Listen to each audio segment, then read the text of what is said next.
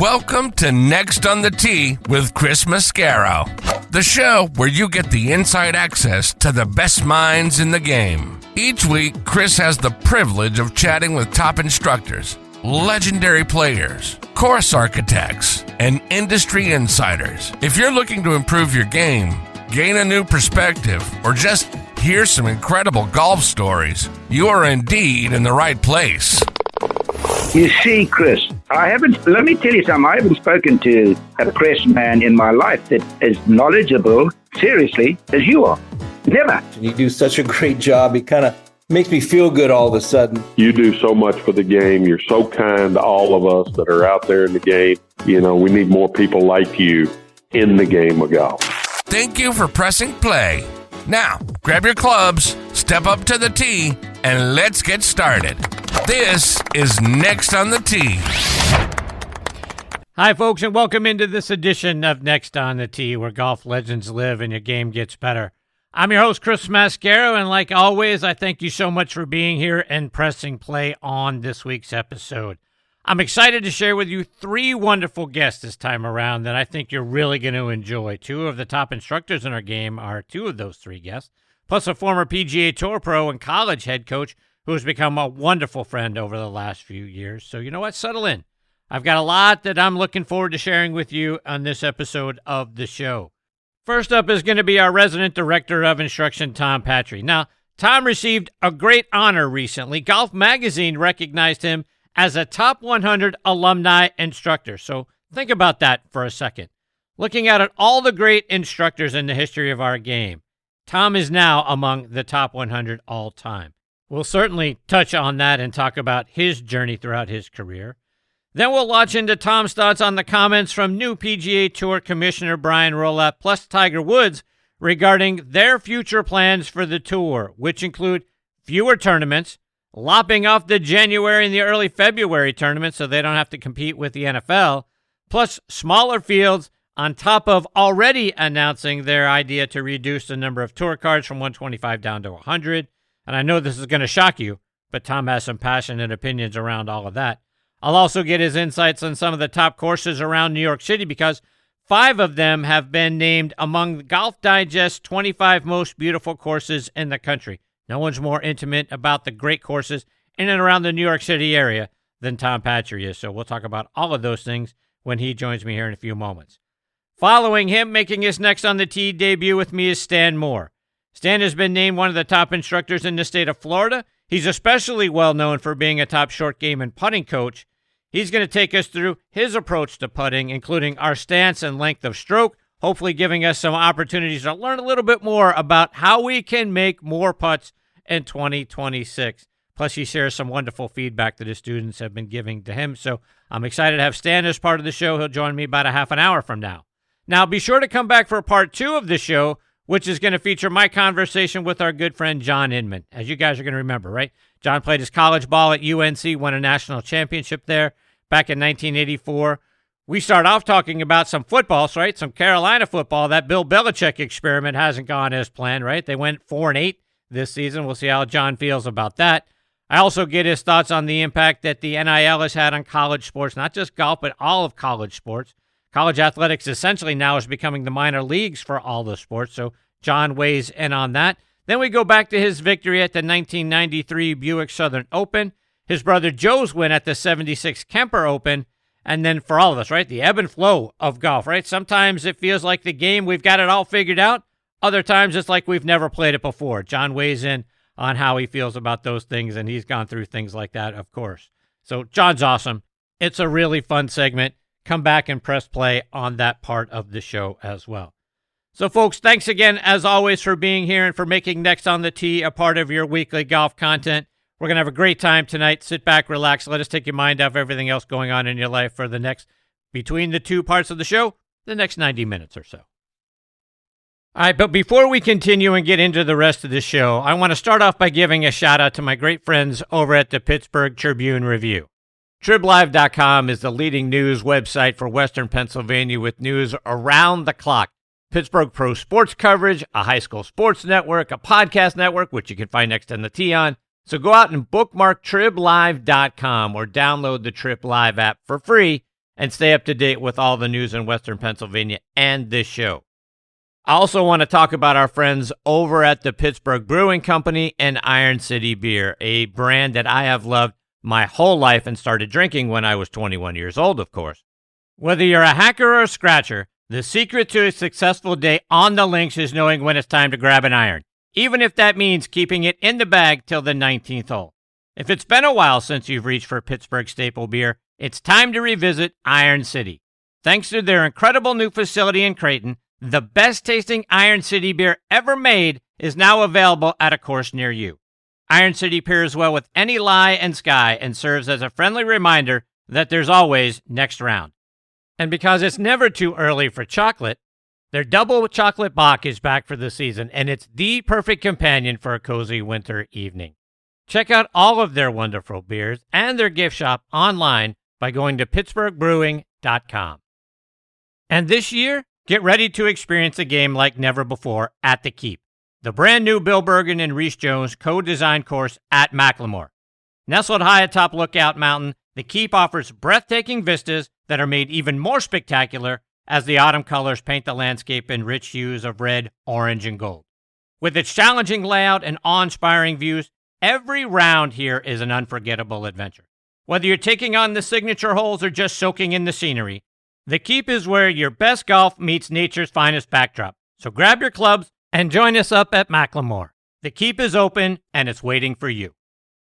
All right, now back in Next on the Tee with me is our resident director of instruction, Tom Patri. As you know, Tom had a very successful junior career, winning 17 times.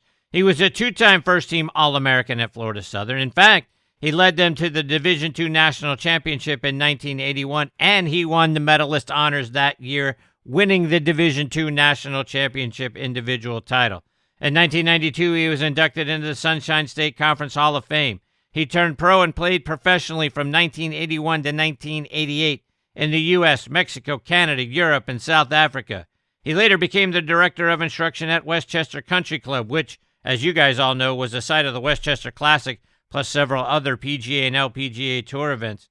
He's been named the Teacher of the Year everywhere he's been, and he was also recently named, which he had no idea about, by the way, until I told him, a Golf Magazine Top 100 Alumni Instructor. So I am honored to have the great man back with me again this week here on Next on the Tee. Hey, TP, how are you, my friend? So most of those things you named were in a previous century. Indeed, they were. So- Not this new one. Not this top 100 instructor deal. Alumni, right? That was just. Alumni. That means they gave the old guy, they threw him a bone. Is that what that means? Speaking of bone, now I got a bone to pick with you about that whole thing. Well, here we go. So how did you learn you were on the top 100 alumni instructor list? Who let you know about that? Well, as many of our listeners don't know, most mornings on the way to work, you and I chat. Is that correct? That is correct. We talk football, we talk baseball, we talk, whatever. Sometimes even politics, right? No Indeed. religion, but no religion. Just stuff, we don't go there, but do talk politics sometimes. And I'm on the way to work one morning, and you say, "Congratulations!" And I go, "For what?" And you told me. I had no idea, no clue. Yeah. So you had no idea. I tell you, you asked me to send you a screenshot, by the way. I had to do that too. You go out then on social media, you're thanking this person, that person, the academy, your wife, your dog. You would think the guy who informed you, the guy whose show you've been on for 9 years and 125 times, might get a little something. Hey, do you want to say thanks to Chris for A, letting me know, and 2, for having me on his show this many times? I got ungats. I got nothing. Ungats. I got ungats. You don't think that you come ahead of my dog, do you? Seriously? I mean, it's a new dog. I know not the old dog, but maybe this one. No, this guy. No animals. You don't get ahead of any animals. So you know. No animals. That's fine. Whatever. I get it. I got a quick animal story for you, though. Oh, you do? So I'm sitting in the learning center at Twin Eagles a little while back, not too long ago, and I got the bay door open. It's early in the morning. I'm in there. As you know, it's not dark 30, but it's close. And I'm sitting at the desk, where I have the screens. And the mat, the playing mat is probably, teaching mat is probably, I don't know, 5 feet away from the desk. And I'm looking down, returning some emails, and I hear this noise, and I kind of look up real slowly, and standing on the mat in the bay, in the middle of the bay, 6 feet from me, maybe, is a buck. Oh, how you doing? And I'm like, how you doing there, buddy? And I look up slowly, I'm thinking, if this guy starts kicking or anything, he's got a full rack. I got monitors on the floor. I got the TrackMan on the floor. I got a whole fitting wall with shafts everywhere.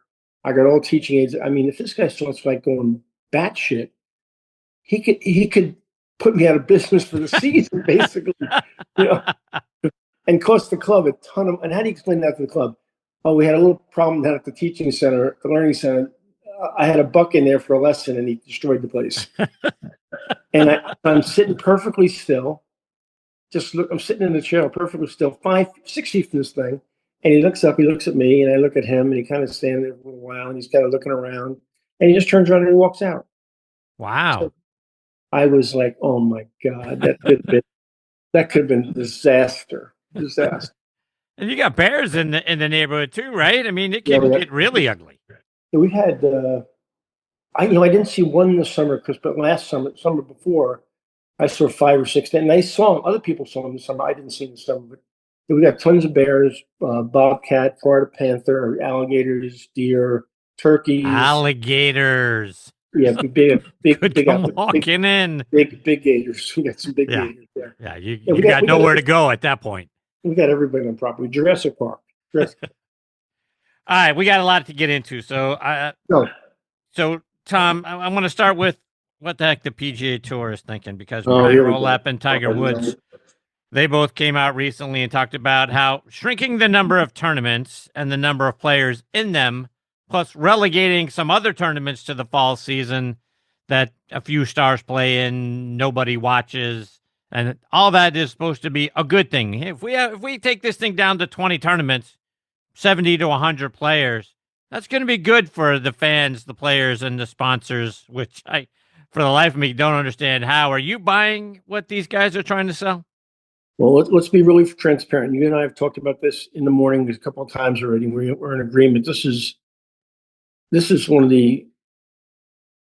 to be one of the biggest disasters in the history of the PGA Tour. And let's face it, Chris, if this happens, the PGA Tour as we know it does not exist anymore. Yes. I mean, it doesn't. I mean, they're going to cut out the Hawaiian events, part of the West Coast swing. Some of the events at the end of the year, and like to your point on the other, in the morning we talked about what's happened to like the John Deere, who's been a loyal sponsor for 1,000 years, and you turn around and say to them, "You're going to be a Corn Ferry event." Really? Yeah. I mean, listen. I think there are tons of talented young people on the Corn Ferry Tour. I'm not knocking the talent level, but who watches the Corn Ferry Tour? Yeah. Nobody. Yeah. Not a lot. No. I mean, listen, I know those guys are going to be the next stars of tomorrow, but nobody watches them.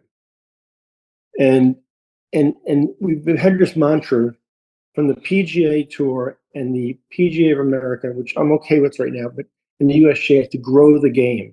Is this growing the game? Are we developing talent by making it a closed shop and limiting it to 100 players or less? And how about the no cut thing? I mean, is it a tournament or is it an outing? Is it an outing with a paycheck, or is it a tournament? Yeah. What happened to competitive golf where you had to work on Friday and Saturday to get the place? Thursday and Friday, to play Friday and to play Saturday and Sunday. What happened to that? Where did that go? Yeah, right. Remember the PGA Tour used to be the ultimate meritocracy, right? That's what they always used to say.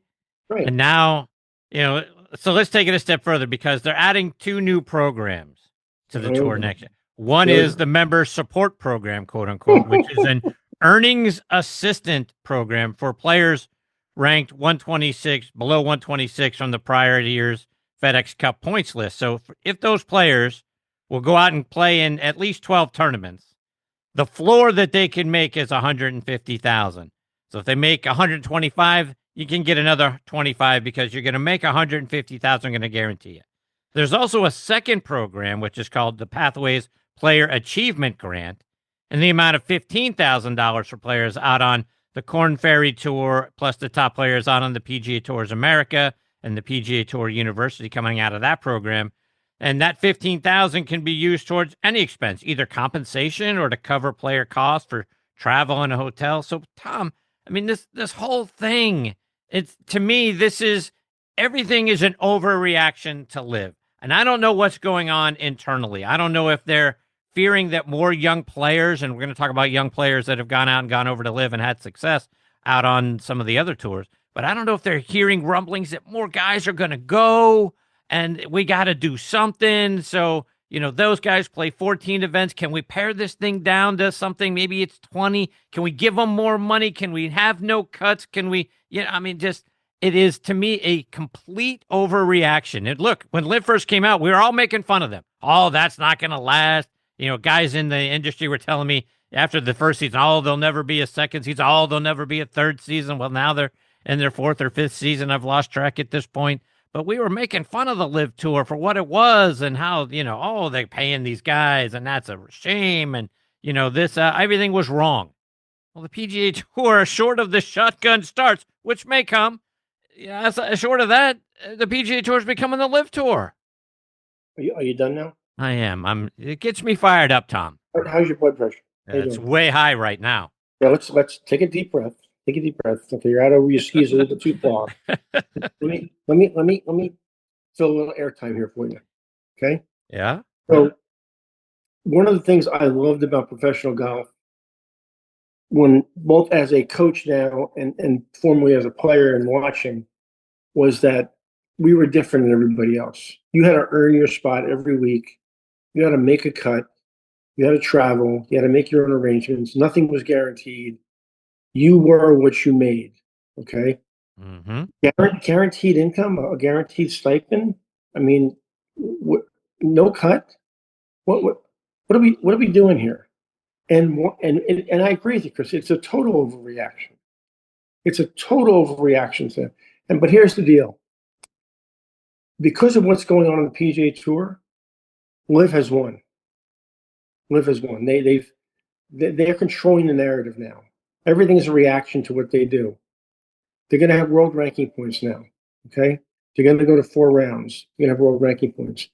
They still have an unlimited pot of money to recruit young players coming out of school that are being developed in foreign countries around the world. They're going to handpick their players because they're going to pay them not $150,000 stipend.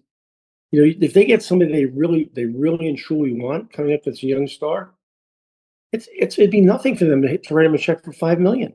Right. Nothing. That'd be like our bar bill at the PGA show. No big deal. So they're definitely controlling the narrative now, and now I'm not going to say we. The PGA Tour has painted themselves into a corner. Yeah, I don't get it, Tom. It sort of reminds me. We were talking about this prior to the show. It reminds me of the '80s when Coke came out with New Coke because they thought they had to compete with Pepsi that had like 2% of the market share at the time, fearing that people were going to switch over because Pepsi was, the new generation, and Pepsi went out and paid huge sums, to Michael Jackson, Lionel Richie, Tina Turner, guys, people like that, right, to come and do their commercials and all that sort of stuff. Oh, we got to change. We got to change. You didn't have to change. Why is it? That was one of the biggest blunders ever, going to New Coke. And then I feel like the PGA Tour is doing the same thing. It's one of the hugest blunders to do what they're doing. Think about if you go back. Has Liv been around 5 years? Am I inaccurate about that? Is that about? That's about right. Let's go back 6 years, 7 years. How healthy the PGA Tour was. How on point they were. How many young stars were being developed. We rode Tiger Woods into the sunset, but we were replacing him with, it goes back 7 years with Ricky Fowler and Jordan Spieth and Justin Thomas, and Dustin Johnson and right. and Xander Shaw. We were pretty healthy. and the train came off the tracks, and through a series of blunders by your favorite person in the world, Jay Monahan, and continuous of blunders and overreactions. Here's where we are today. We're in a really, I keep on saying we, it's not we. They are in a really bad place now. I think they're really going in the wrong direction here. So do I. And Tom, along these same lines, like I mentioned a moment ago, we've seen a lot of young talent go to Live and win international tournaments recently. David Puig went over, and he's with Live. He won the Australian PGA Championship. Tom McKibben won the Hong Kong Open. Peter Uihlein finished second in the Singapore Open. Scott Vincent won the Asian Tours International Series. So as much as, like I say, we in the States want to discount Live and pretend like they're going to fold any minute now, they are quietly transitioning from getting the older players who were aging out of the PGA Tour to going really young, playing, with these guys that are out there winning on the international stage instead of merging with the PGA Tour. Tom, I'm starting to read that maybe they align with the DP World Tour and make things bigger outside of the U.S., which could then really force the hand of the PGA Tour a few years down the road. Well, Chris, we talked about this off air too. So we're talking about $20 billion events in the PGA Tour. We're talking about limited fields. Well, Liv already has that. They have $20 billion events every week, not just limited, every week, and an extra $10 million for team payouts. So you got $20 million in the regular purse, you got $10 million in the team payouts, and they're going to turn around if they really want you and give you a little juice up front, a little check up front to say, come on over and join us. Plus, you got world golf ranking points. If I'm a 22-year-old coming out of the University of Alabama, University of Texas, Oklahoma State, someplace that's got some real clout, and I'm a pretty good young player, and I'm going to go, and I'm single and I'm young and I'm a good player. I'm going to be able to travel all over the world. They're going to give me a couple million up front, so I'm going to be in pretty good shape financially. I'm going to be playing for $20 million every week, plus a $10 million bonus pool on a team competition. I'm going to see the whole world. I'm going to go everywhere and play golf. And I got world golf ranking points, which is going to qualify me for majors. Why would I not do that? Yeah. They're not going to get into the whole political thing. And, these kids, they're kids, right? No, they don't. Listen, we've said this before in the show. I couldn't play for the Saudis because I was alive and right in the bowels of 9/11. So to me, as a 67-year-old golf professional, to see what happened to some of my friends who were in those towers, the Saudis are not my favorite folks in the whole world. But these kids didn't live it. They don't have any emotional attachment to it. They didn't have any friends involved. To some, it's them. It's something that happened in the history books. It's like Pearl Harbor was to us. We didn't live Pearl Harbor. Okay. Yeah. And I remember my father, who was a Marine in World War II, didn't have a lot of good things to say about Japanese. Not right, but he lived it. So I understood it, but I didn't agree with it. You and I lived 9/11. Yeah. These kids didn't. So there's no emotional attachment to the negativity of Saudi money. So they don't feel the same way we do about this. So if I'm 22 and I have no emotional attachment, I don't see anything wrong with Saudi money, and you're going to give me a $5 million, $10 million check to show up before I even put the tee in the ground, and I got world golf ranking points. I'm playing 20 million and plus 10, and I'm playing golf all over the world in exotic places. Yeah, that sounds pretty good to me. Yeah, it's a tough one. It really, really is. And I remember, because let me say one thing. I remember how excited I was when I was playing, when I was told I was qualified to go play in South Africa.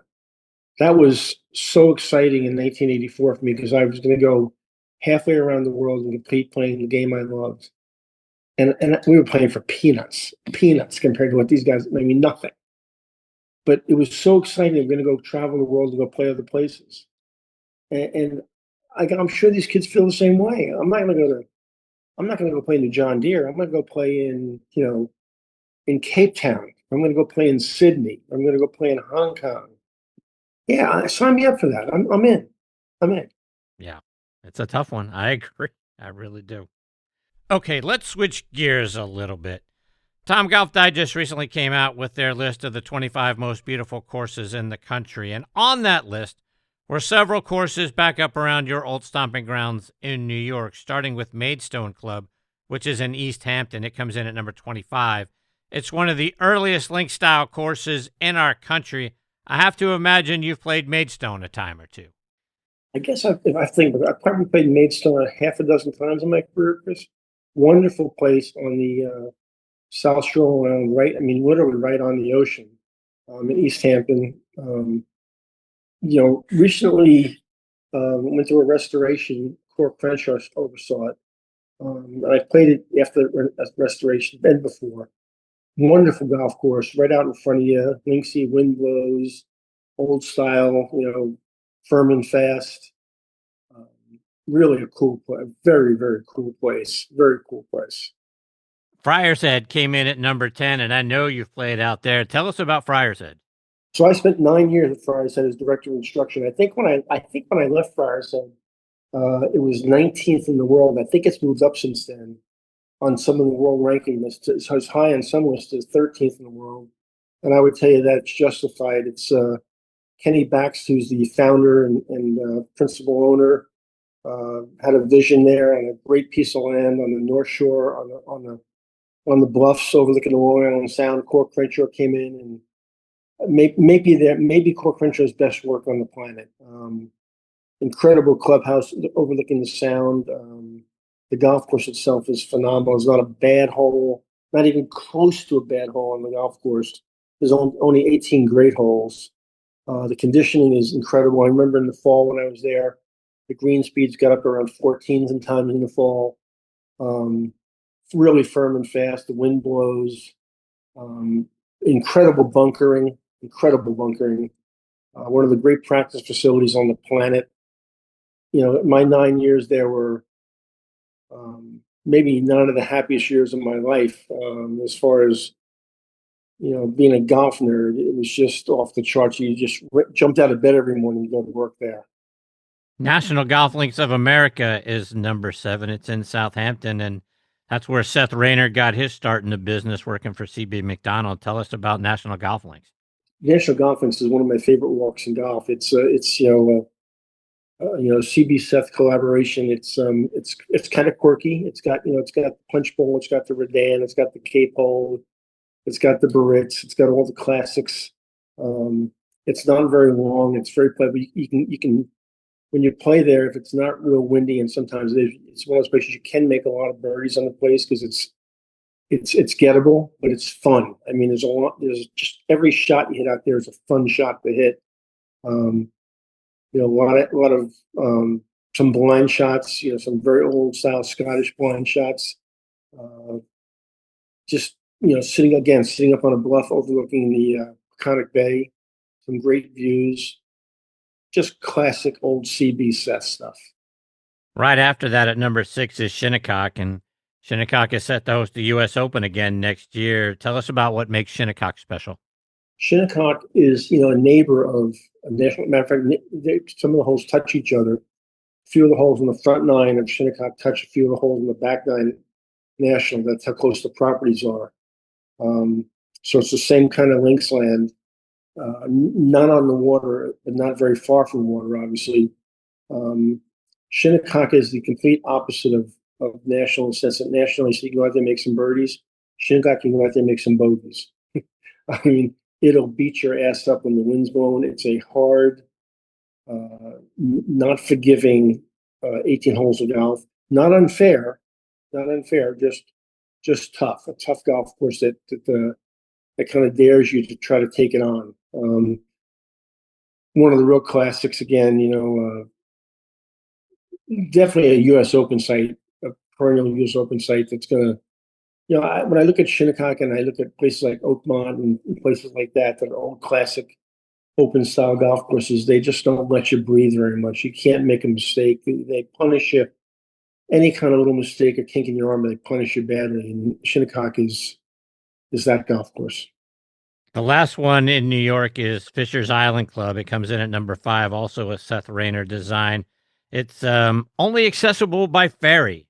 I can only imagine how beautiful that golf course is. So this is, I'm gonna go way out on a limb here. This is my favorite walk in golf. My favorite walk on the planet. I've been there, I think 5 times. I've had the privilege of being there. I was there 2 years ago. Actually, your friend of mine, Damon Hack, and I went and played golf there with the Knobloch family, who are my son's godparents. We took a private boat over. Dan Cloven, who's the pro there, a longtime golf professional, is an old friend of mine. I get so excited on that boat ride over there. There's only 18 ocean views. That's all. All the classics again are out there. The Barrett's, the Redan, all those holes are out there. Really unusual, Chris. They water the tees and the greens. There's no irrigation in the fairways. So, really? So the golf course gets really firm and fast during the summer. Fairways kind of get brown and burnt out and bouncy. Very, very old school style Scottish, conditioning. Greens are perfect. Don't get me wrong, the tee box are perfect, but the fairways are firm and fast and bumpy, and ball bounces all over the place. You gotta land your ball in the right place, or it'll go bouncing off into the crap. But cool, just a cool place. I mean, it just reeks cool. I mean, the whole place does, and every hole is memorable. Every hole you see see the water. You're right out in the middle of the Long Island Sound, kind of halfway between the Connecticut coastline and the North Shore of Long Island. It is by far my favorite walk in golf. Wow. Tom, before I let you go, remind our listeners again about A, your wonderful website, and then B, how they can stay up to date with you online and on social media. Well, the best place to stay up to date with me is right here. How many shows is this now? 126. You can listen. You can do a lot better than this, Chris. You really can. I mean, you gotta up your game a little bit, dude. I know I've been kind of hanging around. You've been throwing me a bone for a long time, but you can do better than this. The website is just tompatri.com. I got an addition. We got Instagram, which is kind of my mainstay. LinkedIn because it's LinkedIn. Facebook because it's Facebook, and I've just joined the world of TikTok. Oh, you did not. I did. I joined the world of TikTok. Wow. And it's brand new. I mean, we're under 100 followers so far, but it's on there. And I'll tell you why I'm on there. A kid I just started doing business with, I'm going to have him call you to get on the show. He's got an incredible AI platform. I now have an AI assistant pro. Oh my goodness. Look at you. I'll let him tell you the story. He's convinced me to get on TikTok in a collaboration with him to both promote me and promote his new platform. I've got 60 people using the AI assist, the TP AI Assistant Pro. I've now loaded, I lost track, but I think 750 pages of information, articles I've written, tips I've written, the entire book I wrote has all been loaded onto this platform. And my AI contact, her name is Pia. And Pia's taken all my information and organized it. So at the end of the lesson with Chris Mascaro, I type in, a couple of things that we did during the lesson. Pia kind of organizes it, goes and gets information about that topic and sends Chris a synopsis of his lesson. Chris can then take that. He gets a text message with all his lesson information plus drills that Pia wants him to do. And then every 3 or 4 days, Pia contacts Chris and says, "Hey, Chris, you've been practicing? Hey, Chris, did you do the drills? Hey, Chris, are you reading your notes? Hey, Chris, did you go practice?" And the other thing Chris can do is on that text platform, he can, if he's working on his putting 3 days from now and he's got a speed control problem, he can type in, "Hey, I need a speed control drill," and he gets an answer. Wow. If he's working on his bunker game, "Hey, I'm having trouble with my bunker play. Give me some information." He gets bunker information. All from Tom's platform with his Assistant Pro. Wow. Amazing stuff. AI is taking over the world. It's crazy. Yeah, so I got to give you Patrick's information. I'll text it to you as soon as we get off here. You got to have him on. You got to have him on. Absolutely. Yeah, it's really cool. Well, Tom, this is going to be our last show together for the year. So I want to thank you again for another great year and all you've meant to me in this show. You're the best, my friend. Chris, how many years is it for you? For me, this 12 years. I got to tell you something. And and I'm being dead serious now for a second, and I hate to be serious with you, because it's going to lead to a compliment. And you don't want to do that. You are, and you've done some incredible things with this platform. The people you've had on, the Hal Suttons of the world, and I can go on and on with, dropping names, but people who listen to you know who you've had on. You've had incredibly talented players, people who are leaders in the teaching industry, leaders in the industry of golf itself. You've moved the needle. You've won every possible award you can as a podcaster. I am privileged to be on with you, as so many of us are, and I don't know why the hell you have me on, but it's been an honor on my side. Well, same here, my friend. I appreciate that very much. You've meant a lot to me and a lot to the show. I want to wish you and Mrs. Patri, PJ, the rest of your family a very Merry Christmas and Happy Holidays. We obviously talk many times between now and the next time you're on the show, but I am already looking forward to kicking off 2026 with you and seeing you at the PGA Merchandise Show and everything that we'll do together in 26, because you've made the last 9 years fantastic, my friend. Thanks, pal. I appreciate you being on with you, and go Yankees. You had to do it. Enjoy your night, TP. We'll catch up soon, my friend. Bye, buddy. See you, Tom. That's the great Tom Patri, folks. And again, tompatri.com is the site, and go out there and check him out at Tom Patri Golf. You'll find him on Instagram. Like he said, he's on LinkedIn, he's on Facebook, and he's just one of the most wonderful friends that anyone could ever have. I'm so grateful for him and everything he's meant to this show. Just one of the most special people that you'll have the privilege to meet in this life. So thanks to him for a great 2025, and we'll kick off 26 with him in a few weeks. Coming up next and making his next on the tee debut with me is Stan Moore. Stan is one of the best instructors in the state of Florida, a short game specialist. Really going to dive into putting with Stan. He'll join me here in just a moment. Before he does, I want to remind you about our friends over at On Point Golf and their out-of-this-world On Point Golf Ball Marker. And if you don't have one, folks, you really need to go check it out at onpointgolf.us. Get the #1 ball marker in the game of golf. On Point is the only 3-dimensional ball marker out there, with alignment technology and a removable coin that is approved to use according to the rules of golf. As you know, putting is all about line and pace. Mark your ball with On Point, engage with your 3-dimensional ball marker, and have more confidence in your line, execute the putt, and you're going to lower your scores. Do what the likes of Jim Furyk, PGA professionals, and amateurs alike are doing now. They use the #1 ball marker in golf and they lower their scores. You know Ken Duke and Thongchai JD. They won for the first time on the PGA Tour in 2023, and they were using an On Point ball marker. Get yours at onpointgolf.us and make more putts. And oh, by the way, you can also customize the removable coin for any club, event, or corporate outing.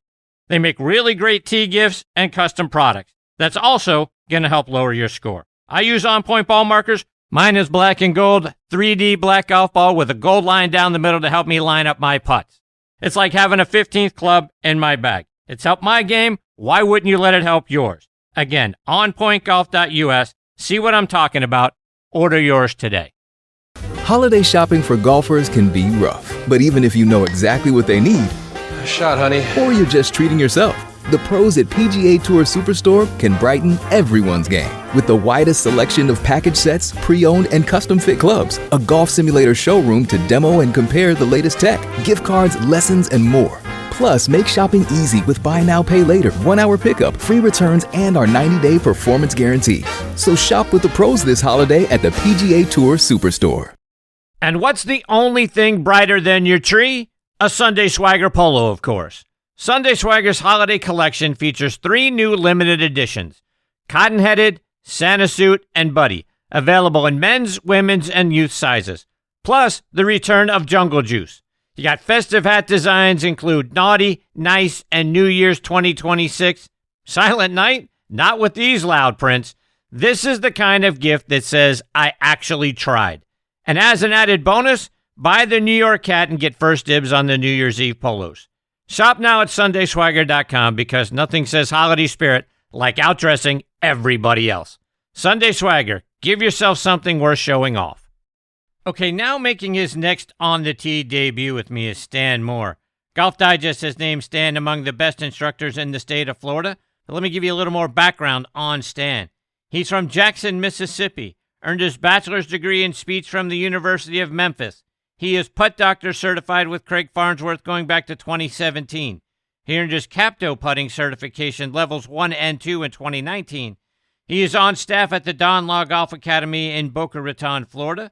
If you want to take your putting and your short game to a whole new level, go see him down there or give him a follow on social media at Academy of Putting on Instagram, at Bootcamp Golf on Twitter, and Stan Moore Putting Coach on LinkedIn. And I am very honored that I get to spend some time with him this week here on Next on the Tee. Hey, Stan, thanks for coming on the show. Well, thanks for having me, Chris. I appreciate it. Good to be here. So, Stan, I want to start by going back to your college days because I lived in the suburbs of Memphis for many years. I was a huge Memphis State fan at the time for college basketball when I was much younger. What attracted you to go there and to major in speech? Well, I was always a University of Tennessee fan, have been all my life.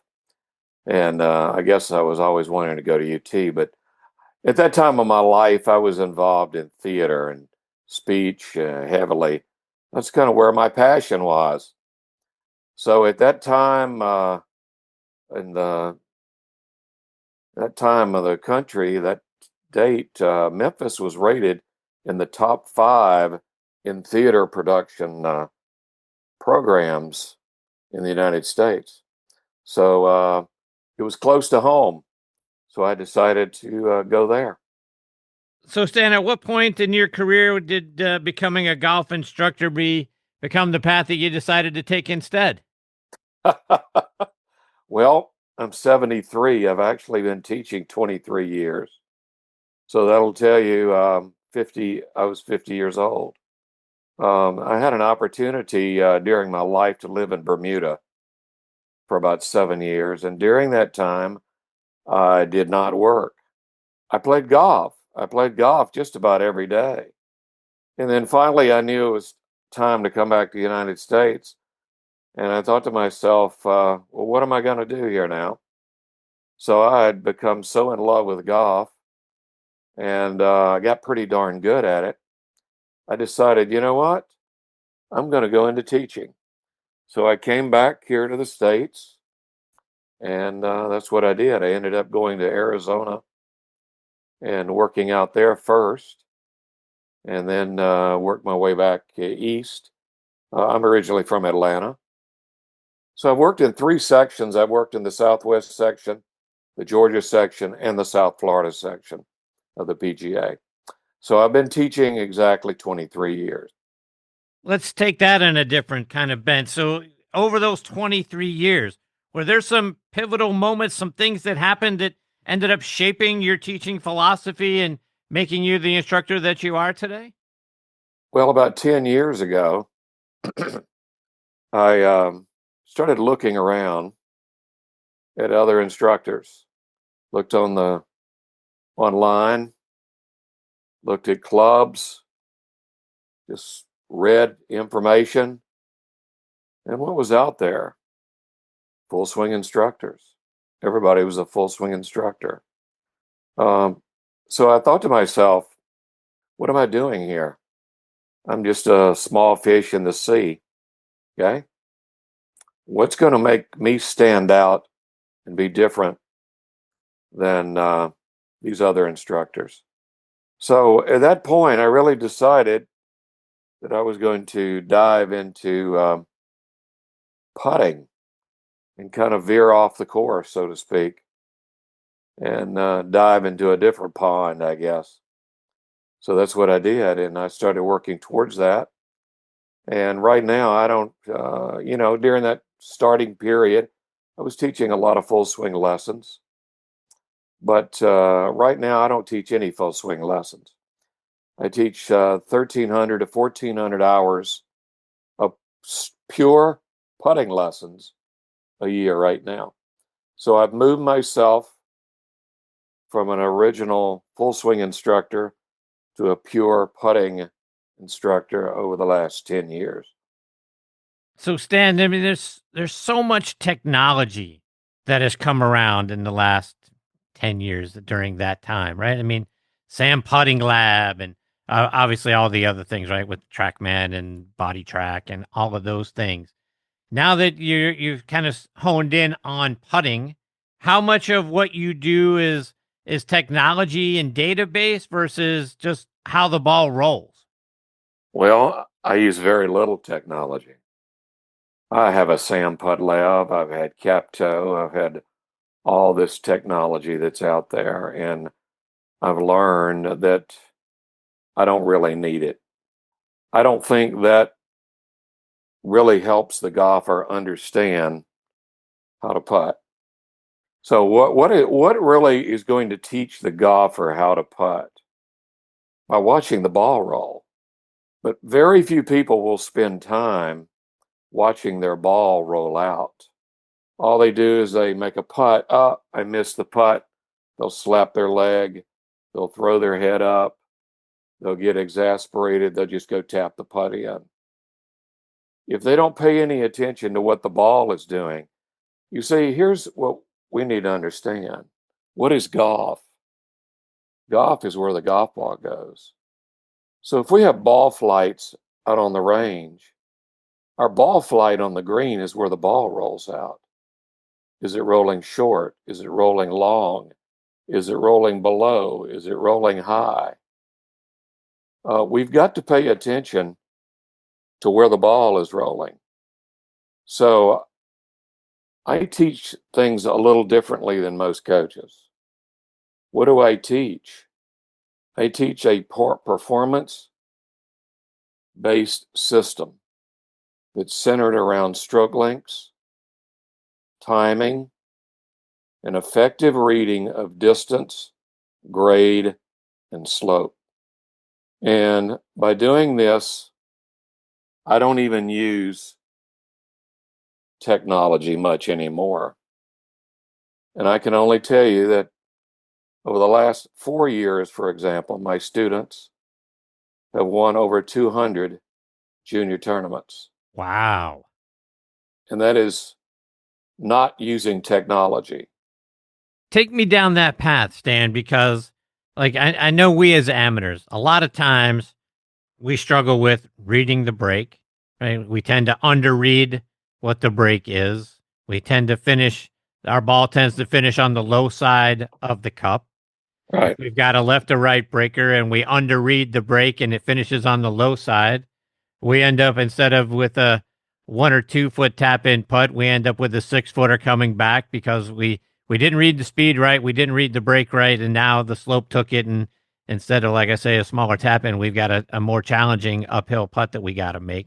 How do you work with your players to get better in all of those things? Speed, reading the green, and just being smarter with how you're going to approach the putt. Well, there's 3 things I teach. I teach stroke lengths that match the distance of the putt based upon the speed of the greens that they're putting on. Secondly, I work with their timing. And thirdly, I work with their green reading. And I'm a certified aim point instructor. So here's the real issue with putting. We have 2 variables here. Here are the 2 variables. Timing is one, and the length of the stroke that the players have when they putt a golf ball. So first of all, let's talk about those stroke lengths. First of all, most people don't even have any idea what they're doing with their putter. They don't know how far their putter goes back, and they don't know how far their putter goes through the golf ball. They're doing everything based on feel. There's no awareness of what they're doing with the putter. The problem with feel is that it changes every single day.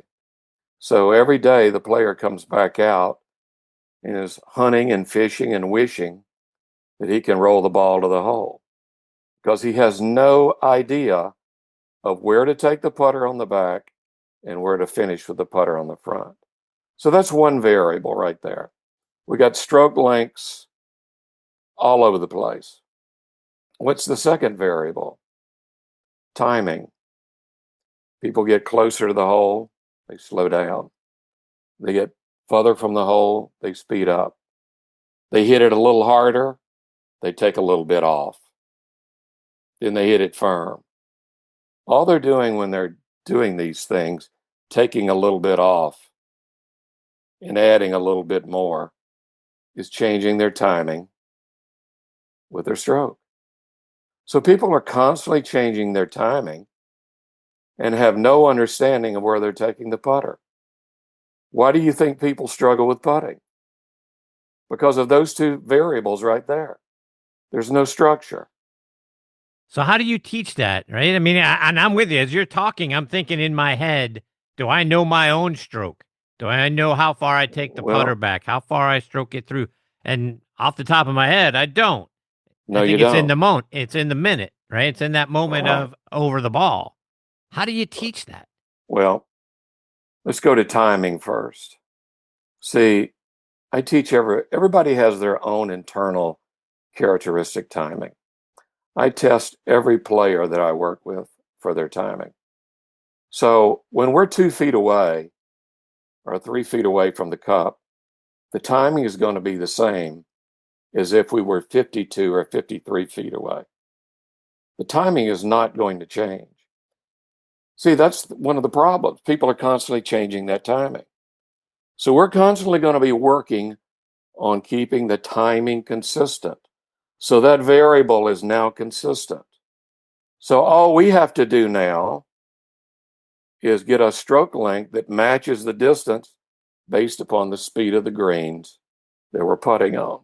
So for example, I teach 4 baseline or template strokes. I teach a 6, a 10, a 20, and a 30-foot stroke. They all have a certain distance that we go, and that's on a 9-stemp green.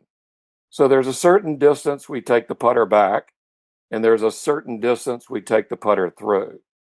As a matter of fact, my students stop the putter at their front foot on all putts, regardless of the distance.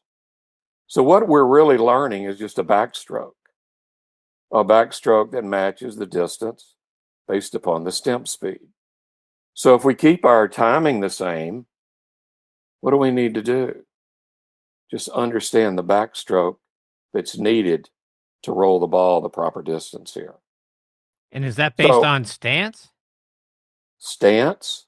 Yeah, so like are your feet, is your back foot, your trail foot end up in a wider stance and more narrow stance as you get closer to the hole? Well, I have a template stroke that a baseline strokes that I teach.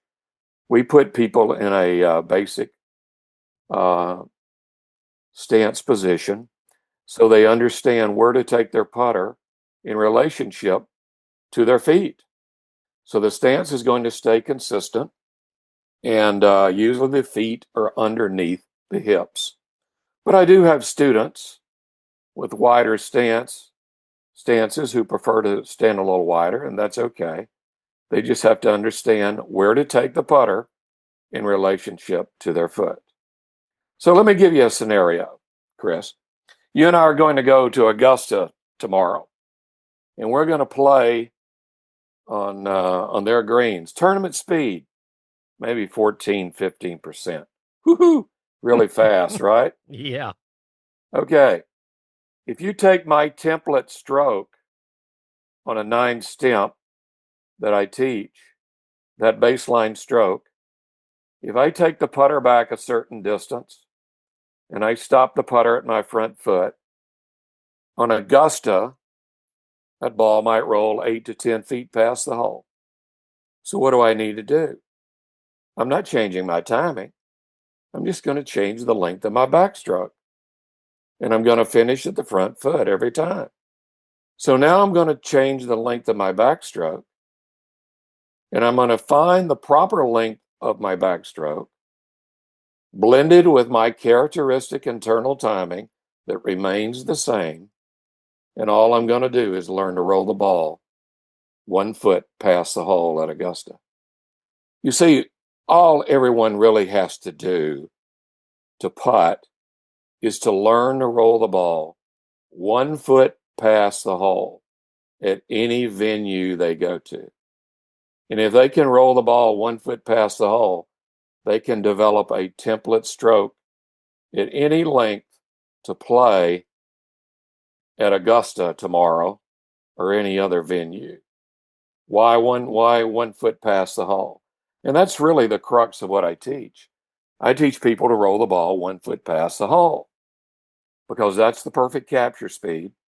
It's not going to drip it over the lip, not going to bang the back, but it's going to hold the line. It's going to go into the hole, and it's going to go into the middle of the hole. And that's really all you have to learn to do. Well, it sounds awfully simple when you talk about it. For most of us, it isn't that simple in practice. So I'm trying to get a picture in my head, Stan. You're taking in your backstroke in relation to your foot. And now, is that template based on, you get out to the putting green? The template's based on a 9-stemp green. Okay? Yep. That's on my home green. That's based on a 9-stemp green. So if we're rolling it past the hole, we're going to make that template stroke. And if we're rolling it past the hole further than a foot, then I need to change it. And that's just in your backstroke is what you're saying. Well, let's think about this. Let's think about this. Where do we get speed? Number one, we get speed with our timing. And the second place we get speed is with our backstroke. The longer the backstroke, the more speed. Right. So what I'm doing is creating a stroke that's a blend of a backstroke and timing, and it's the characteristic internal timing of the player. And when those are blended together, we have a beautiful flowing stroke that can roll the ball from any distance into the cup to a foot past the hole. Got it. All right, so let's switch gears just a little bit, Stan, because as you mentioned, your players are out there winning a couple of 100 tournaments. So when you look at taking on a new student and you see his or her progression over time, what are some of the most fulfilling things that you've seen, some of the most fulfilling things that your players have said to you based on the things that you've taught them and the outcomes they've been able to achieve? Well, here's a quote from one of my junior students, Bella Simoes. Bella's a 5-time world U.S. kids champion. You with me here? I am. And Bella this summer shot minus 21 for 3 days. Wow. She had 20 birdies. She had 1 eagle and she had 1 bogey. So I asked her, I said, Bella, I want you to write in your own words how you performed and what caused you to perform in the manner you did. She wrote me, Dear Stan, I can't believe how much my putting has improved with your lessons. My putting was on fire this past week, but now I know it wasn't luck that helped me. It was my tempo, my precise stroke lengths, my head counting 1, 2, 3, 4, 5, and finally stopping at the front foot. Your lessons have helped me to improve immensely and led me to win that big trophy. Thank you, Bella. Wow. So there's a testimonial from a student shot 21 under. That's a big moment right there. It's a special moment. No doubt. So when you're seeing these kids go out and achieve, and you know that from where they started when they first came to you to where they are, that's got to be awfully fulfilling for you. It is. I will tell you, though, that when a player starts with me, I tell them, I said, what I'm really teaching them, Chris, is I'm teaching their brain how to understand. I'm teaching them understanding. Because most people guess, wish, and hope when they get over the golf ball. And the reason they guess, wish, and hope is because they have no understanding of what's in front of them and how to go about moving the putter in a way that would roll the ball into the cup. So what's the first thing I'd say to every student when they come out and see me? I said, you're guessing, wishing, and hoping, aren't you? And every one of them nod yes to me. And I said, well, that's what my job is to do, is to give you understanding. So I'll give you an example, Chris, if you don't mind. Sure. And I'm not beating up on other instructors. I've done this before myself, but I've learned. A lot of instructors will take a stick and they'll put behind the hole 2 feet, and they'll tell the player to roll the ball to the hole. And however, if they miss the putt, let's just make sure we don't roll it past that 2-foot stick. They leave it between the stick and the hole. Pretty common thing on speed control, right? Sounds like it. Yeah. So then what does an instructor do? Walk away. So where's the player left? Again, guessing, wishing, and hoping that he can do that. You see, this is what I'm trying to do, is give people understanding. Yeah, there's no technique involved in that, right? There's no technique involved in that. I'm teaching the player how to move the putter in a way that helps them understand that they can roll a 14-foot putt, and all they got to do is take the putter here, stop the putter there, and move with their own internal characteristic timing, and they can roll the ball in the hole to a foot past the hole. Again, seems simple. Well, I tell people, I say when they come to me, what I'm teaching you is I'm training your brain here, but I will be honest, for you to really ingrain what I'm teaching, it will probably take you anywhere from 6 to 9 months. And that's usually the case. Usually in 6 to 9 months, the player all of a sudden will get it, and things will click, and things start falling into place, and they start winning. In the Instagram instant gratification world, 6 to 9 months seems like forever. I think it's great that you're able to keep kids interested, and especially these junior players, to work at it for that length of time, because that's rare. I've got players from 6 years old to 21 years old. I've got adult players too. I've got some great adult players that are also with me, but my forte is competitive juniors, and I call myself the number one putting instructor in the world to competitive juniors. The reason I say that is not being braggadocious, but I've got kids coming from Vancouver, from Toronto, from Edmonton, from San Francisco, from Columbus, Ohio, from Europe, from the Orient, all over the place, that come in here to Boca Raton to see me. So, Stan, for everybody that's listening that says, I got to get me some of that, how can they find you? How can they follow you? How can they get in touch with you so that they can take their putting to the next level in 26? Well, you can go to my website, first of all, academyofputting.com. You'll see people holding trophies. It's just a proof of the putting of my work. Secondly, you can go to the Academy of Putting on Instagram and follow me there. Those are the 2 main spots I drive people. You can always check my email, srmoore0724@gmail.com. I also do work at the Don Law Golf Academy in Boca. But I am going to a new indoor venue starting next week. I'll be in Boynton Beach on Woolbright Road. So I'm going to have a tilted green inside, along with some flat areas to work on stroke lengths and timing. I've got about 1,100 square feet, so I'm going to have an indoor area as well as some outdoor work at the Don Law Academy to do putting with. Well, Stan, I can't thank you enough for taking time out of your busy schedule to come and be a part of the show. You're fascinating, my friend. I hope we get this privilege of spend a little more time with you as we get into the new year. I do too. I appreciate you letting me be here this evening. I've enjoyed it. Me too. Take care, Stan. Merry Christmas. Happy holidays to you and your family. You too, sir. Be well. Thanks. Thank you. Bye-bye.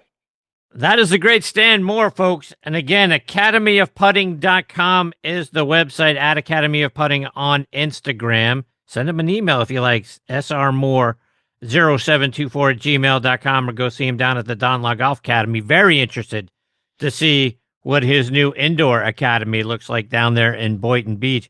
Look, 200 wins from junior players is no fluke.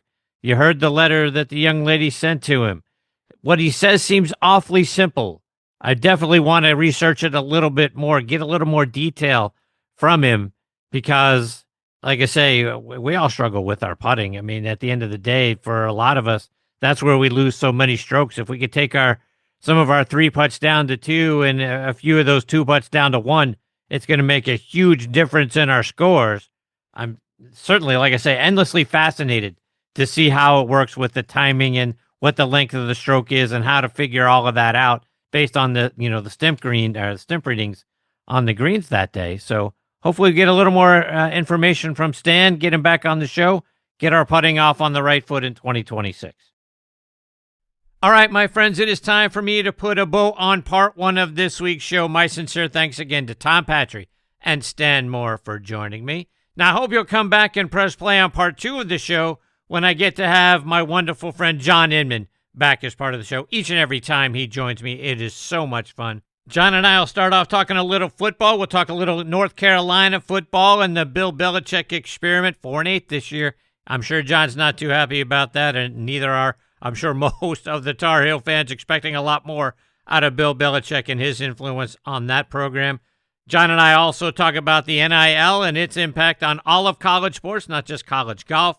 We'll also go back in time a little bit and talk about some of his victories, the 1993 Buick Southern Open, his brother Joe's win at the 76 Kemper Open, and then, of course, the ebb and flow that we all experience in our golf games. Sometimes it seems easy. We think we figured it out. The next time we go play, it's like we've never played the game before. John's experienced that, and we'll talk about that as well. So, folks, thank you so much for being here. You are the greatest supporters in the history of podcasts. I appreciate each and every one of you so very much. Until next time, hit 'em straight, my friends. Thanks for joining Chris again this week on Next on the Tee. We hope you enjoyed the conversations as much as we did. Please share the show with your golf buddies, and be sure to follow it on Trib Live or your favorite podcast app so you never miss an episode. Thanks for pressing play and being part of the journey. We'll see you next week, right here, where the best minds in golf share their stories.